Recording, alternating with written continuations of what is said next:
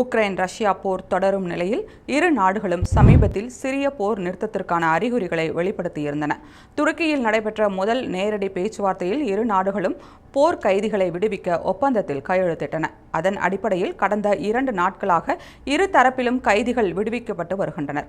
இந்த நேரத்தில் ரஷ்யாவின் மாஸ்கோ உள்ளிட்ட பகுதிகளை உக்ரைன் தாக்கியதாக கூறப்படுகிறது. ஏவுகணைகள் மற்றும் ட்ரோன்கள் வழியாக நடந்த இந்த தாக்குதலால் கைதிகள் விடுவிக்கும் தொடருமா என்பது கேள்விக்குறியாகியுள்ளது. இதையடுத்து ரஷ்யா கடந்த 48 மணி நேரத்திற்குள் உக்ரைனின் பல நகரங்களை இலக்காக கொண்டு மிகப்பெரிய வான்வழி தாக்குதலை நடத்தியது. இதில் 367 ட்ரோன்கள் மற்றும் ஏவுகணைகள் உக்ரைனின் அடிப்படை வசதிகளை மையமாக கொண்டு வீசப்பட்டன. இந்த தாக்குதலில் 3 குழந்தைகள் உட்பட 13 பேர் உயிரிழந்தனர். மேலும் 12க்கும் மேற்பட்டோர் பலத்த காயங்களுடன் மருத்துவமனைகளில் அனுமதிக்கப்பட்டுள்ளனர்.